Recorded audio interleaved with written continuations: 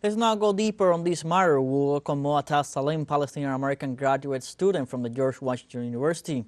Hi Moataz, thank you for your time here from the South. Yeah, thank you for having me. Moataz, first, what is the demand and purpose of the Palestine Solidarity Camps?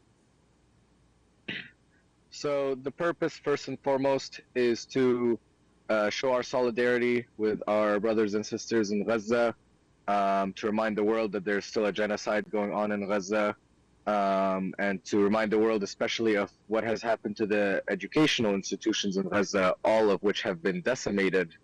Our demands as it pertains to George Washington University, we want them to disclose all their accounts in terms of investments that they have and the donor money that they receive. We want them to divest any money they have into Israeli tech companies or Israeli weapons manufacturing companies. We want them to protect Black, brown students, people of color, especially the ones who have been speaking up for Palestine, because they faced a lot of repression. Actually, we already have 7 of the students here in the encampment have been suspended. And at last, we would want them also to end their partnerships with any Israeli universities. As you were saying, Moataz, students have been abused and repressed by police officers. Even so, far from the demonstration slowing down, the initiative has multiplied in dozens of universities. How are encampments developing after the reports of this police brutality?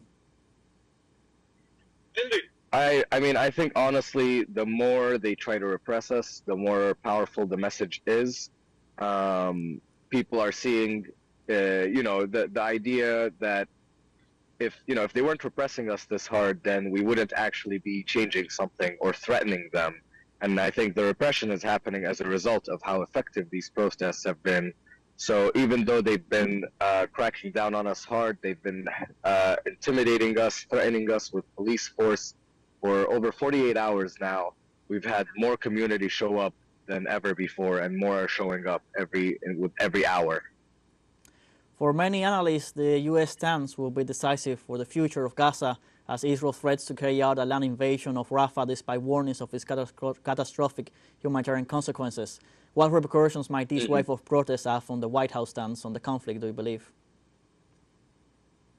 I think that we expected a lot more from Joe Biden, especially in terms of trying to stop the genocide and to call for a permanent, lasting ceasefire.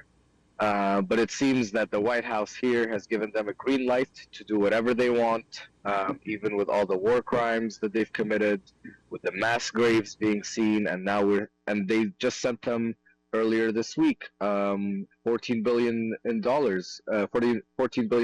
in aid for weaponry to Israel.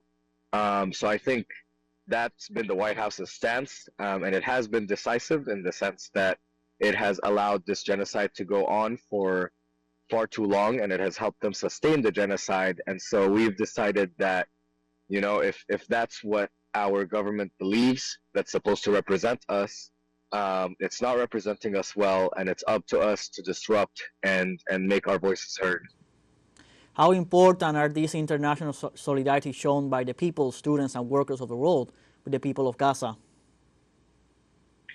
I think it means the world. I personally, I'm from Gaza. I'm a Palestinian-American, and I've lost family members to the genocide. And I know from a lot of my own friends in Gaza, as well as just from seeing the reactions online, that no one in the world, like I can tell you as a Palestinian, I never imagined I would see this in my life. I never imagined I would see this many people come out and support and help us. We have people coming in, giving us food and water and supplies to sustain us as long as possible. And I know for the children of Gaza, for the families, for all the people of Gaza, this means the world. They see our solidarity, and it's giving them a lot of strength. Thank you, Moataz, for your timing from the South. Yeah, thank you. Thanks for having me. It's our pleasure.